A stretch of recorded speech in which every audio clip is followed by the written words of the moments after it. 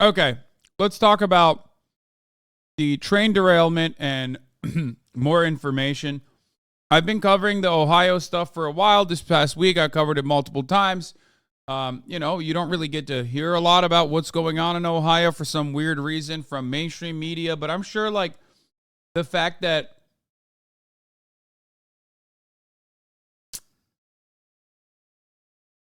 the fact that this is gaining a lot of momentum on the internet will probably cause some of the more mainstream outlets to start covering it a little bit more. $25K per family, by the way. No, $25K for 5,000 people that live in East Palestine. So $5 per person is what the Norfolk Southern Railroad Association decided to pay as like shut the fuck up money, We just saw in the middle of the country a giant chemical fireball, 100-foot flames, and very few people asking questions about what led up to this. So there was a derailment in 2012 in New Jersey, releasing 20,000 gallons of dangerous chemicals and noxious gas into the air. There's children in the town that are being affected by this. And there was pressure on regulators to do something about those kinds of trains. And so the Obama administration had a rule proposed to better regulate these trains. The National Transportation Safety Board told the regulatory agency, said, listen, these regulations should broadly cover not just oil, they should cover what's known as Class 2 chemicals. And the chemical industry lobbyists went to work pressuring the regulatory agency to limit the definition of what a high hazard flammable train is. Limit it in a way that the train in Ohio, that kind of train ended up not being classified as a high hazard flammable train. The NTSB closely monitoring 4 cars that are filled with vinyl. You don't understand. The additional safety measures that you would have to implement if it's a high hazard train, and the insurance and everything surrounding that transportation would be far too costly. That's it. It would impact the profit margin of Norfolk Southern, worth $50 billion, as a matter of fact. So, Honestly, is popping. I don't want to...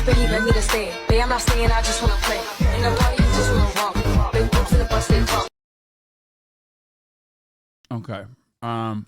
Anyway, let's continue. Chloride, it has been found to be linked to cancer. Trains that were subject to this rule were going to be required to use a special kind of new braking system to try to deter or at least reduce the damage from derailments. ECP delivers the unmatched performance of air brakes with the precision of electronic communications. Most trains in the country are still using technology from the Civil War era. But the moment the government was considering making it a mandate, the railroad industry's changed its tune. It cited cost concerns to pressure against that rule. We want to see federal regulations when they're necessary, not just in reaction to a headline in the Washington Post. Obama's rule included that measure to expand the larger use of those brakes on the nation's rail system. But in that 2016 election year, the Republican Party got about $6 million from the rail industry, and Senate Republicans started beating the drum for Trump to repeal the rule. Donald Trump repealed the brake rule so that the industry does not have to even start to use these kinds of brakes. One former Federal Railroad Administration regulator told us that these brakes, which are known as ECP brakes,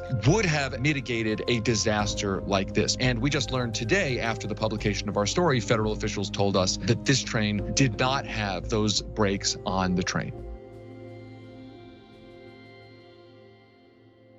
It's not just these brakes, for the record. Every part of this story is fucked up. It's not just the brakes. It's the hazardous material. It's the hazardous material classification, as the video mentioned. It's also what the labor unions were demanding, because trains get derailed, unfortunately, all too frequently in this country. As a matter of fact, from what I understand, multiple train derailments have happened across the United States recently. One in Montgomery County, Texas, one in Spartanburg County, South Carolina. And if you are wondering why this keeps happening, well, the railway union mentioned why these things are going to end up happening. There's another one in Houston, Texas, apparently. Emergency crews are responding to a deadly train derailment near Houston. They're responding to another train derailment near Houston, Texas. Over 16 rail cars carrying hazardous materials crashed, prompting Union Pacific to monitor air quality at the site of the crash, according to Splendora Police Department. Now, this is the worst I told you so moment. If you recall, when we were having a conversation, good graphic on this by UAE. What? 200-mile radius report for East Palestine Village, Ohio. Okay. So one thing I got to mention to you is that if you recall, during the railroad union talks that were happening, I showed you guys how deadly and devastating train derailments can be. We covered it extensively. And it's not like this was an unforeseeable event. This was a very much foreseeable event. People that work in the railroads, people that are conductors, people that work on the cars, like they all said time and time again that we need better safety measures, we need better equipment, we need more railroad workers to ensure the safety, okay, of the operations, because these are highly toxic pollutants, chemicals that are necessary to take from place to place. They openly mentioned that this was going to happen. It's not the first time that they've said this, and it won't be the last time. And nobody heeds their warning. And here is the impact of such a here's the impact and consequence of such devastating criminal negligence. The other part of this story that's also deeply fucked up, if we're going to go back to Ohio for a moment, is the reality that is the reality that like they also got everyone to get back into the town immediately after they did the controlled demolition, the controlled explosion, so they could do a controlled burn of the highly toxic chemicals that were inside of the train car, right? They sent the kids back to school. They sent everybody back to work. They sent everybody back to come to their homes. Why? Because regardless of the toxic pollutants absolutely murking all the fucking animals in the vicinity, okay, people don't get cancer that fast. People get cancer over a long period of time. This is what's happening to cars after driving through spurts of rain 70 plus miles southeast of the East Palestine incident.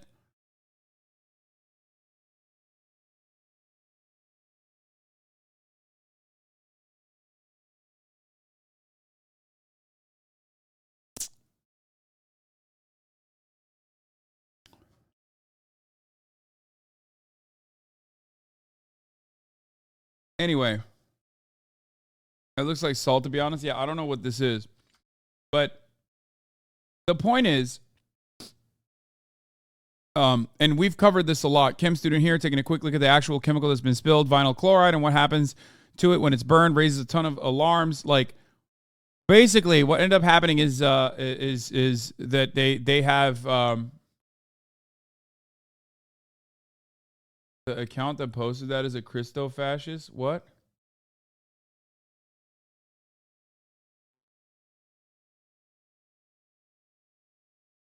This? Oh, the Stu Peters guy? Yeah. I don't care. It's irrelevant. It's irrelevant to the subject matter other than the fact that, like, you know, even right-wing motherfuckers are recognizing that this shit is fucked up, except liberal media, for the most part, is not really covering it. Vinyl chloride, written chemically as C2H3Cl, is a colorless compound that's used in making plastics. It's extremely low flash point of minus 63 centigrade. minus 73 Fahrenheit, is considered extremely hazardous to human health, and exposure to heat or water results in a violent reaction. Elaborating on its danger to human and animal life, vinyl chloride is also highly carcinogenic. While the legal limit to exposure, according to OSHA, is 5 ppm within an 8-hour workday, it poses significant risk of developing cancers under any level of exposure. In addition to cancers, it also induces dizziness, nausea, visual disturbances, extreme headaches, and ataxia at 4,000 ppm exposure.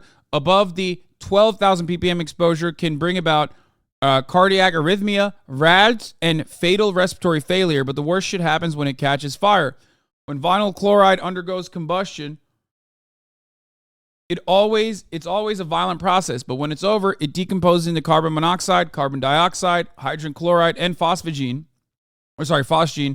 It's the last two that are worrying parts, and why this is most definitely still dangerous. Hydrogen chloride is a gas which, upon contact with water vapors in the air, turns into hydrochloric acid that has a pH of 1.1, meaning exposure to it will corrode tissue.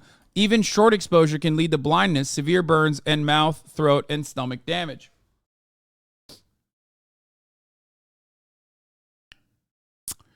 Phosgene is a gas that kind of smells like hay. Historically, it's been used in the armies in World War I and II as poison gas. It's dangerous to humans at 2 ppm of exposure and is primarily known for causing pulmonary edemas, hypoxia, and in high exposure, death after 2 to 3 days. Needless to say, a freight train's worth of burned vinyl chloride being released in the atmosphere is a whole lot worse than what is being reported. After only a few days, there's already been a mass animal death. This shit is not safe to return only after a week. But why did they fucking return only after a week? Well, I'll tell you why. One, because it's the same reason as to why Norfolk Southern thought that they could get away with just giving $25,000 to the town to shut the fuck up. And two, the reason why they had to get back is because they had to, run the lines. There's more trains that got to run. So if you tell people that they can't get back there,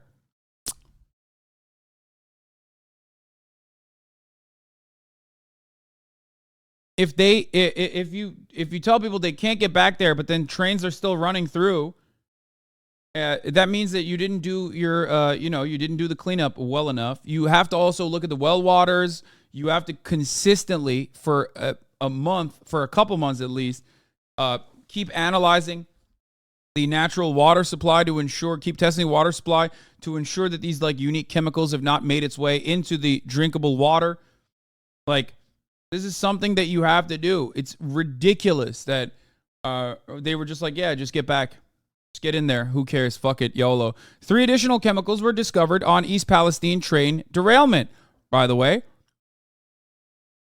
What is this? Norfolk Southern train derailed in East Palestine, and tonight we know more about the chemicals that were on the train. First News digital reporter Jen Rodriguez has been in the village today, taking a closer look at what else was on that train. She has those details and much more in our top story tonight at 6. We now know 3 more chemicals that were on board the Norfolk Southern train that derailed here in East Palestine just over a week ago. And we're being told that some of those chemicals are dangerous. We basically nuked a town with chemicals so we could get a railroad open. The U.S. Environmental Protection Agency sent a letter to Norfolk Southern stating that ethylene glycol monobutyl ether, ethylexyl-acrylate, and isobutylene were also in the rail cars that were derailed, breached, or on fire. Caggiano says ethylexyl-acrylate is especially worrisome. He says it's a carcinogen, and contact with it can cause burning and irritation in the skin and eyes. Breathing it in can irritate the nose, throat, and cause coughing and shortness of breath. Isobutylene is also known to cause dizziness and drowsiness when inhaled. I was kind of surprised that when they quickly told the people they can go back home, but then said if they feel like they want their homes tested, they can have them tested. I would have far rather they did all the testing. Caggiano says it's possible some of these chemicals could still be present in homes and on objects until you clean them thoroughly. So there's a lot of what ifs, and we're going to be looking at this thing 5, 10, 15, 20 years down the line and wondering, gee, cancer clusters could pop up, well water could go bad. Caggiano recommends anyone who's in the East Palestine area get a health checkup. He says get a record now of where your health stands so that moving forward you'll have documentation of any possibly related effects to the train derailment. In East Palestine, Jennifer Rodriguez, WKBN 27 First News. Nope. I'm standing.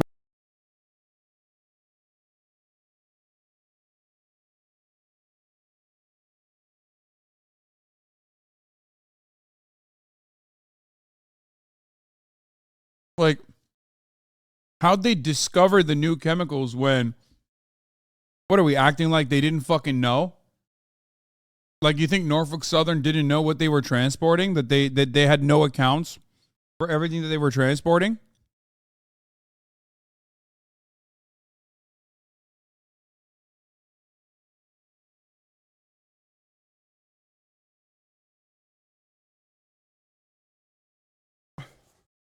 Oh man, how crazy. The U.S. EPA sent a letter to Norfolk Southern stating that the ethylene glycol monobutyl ether, ethyl acrylate, and isobutylene were also in the rail cars that were derailed, breached, or on fire. Caggiano says that the ethyl hexyl, am I saying it right? Oh yeah, I did, by the way. After a train derailment, Ohio residents are living a plot of a movie they helped make. White Noise. White Noise was about this, a train derailment happening in a fucking Ohio town. People from this town signed up to be extras in the movie. And now they're living through that.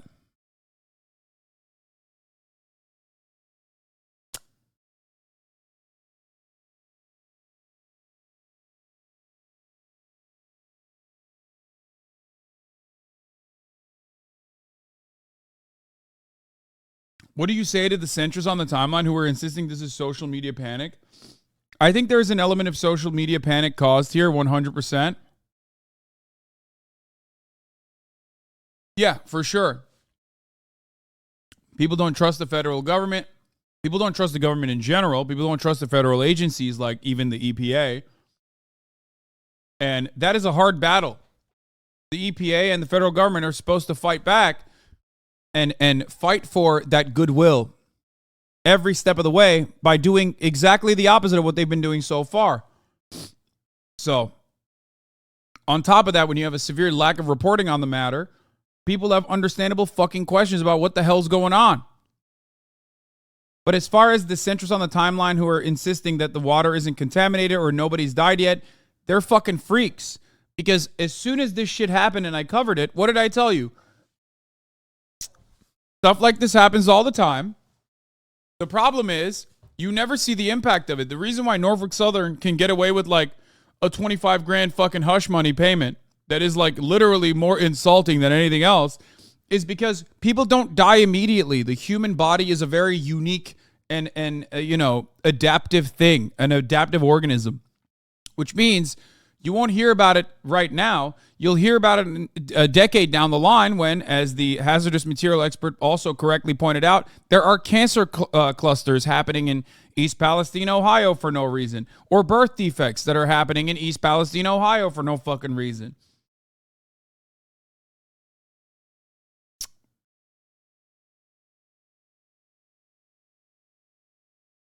Do you get it?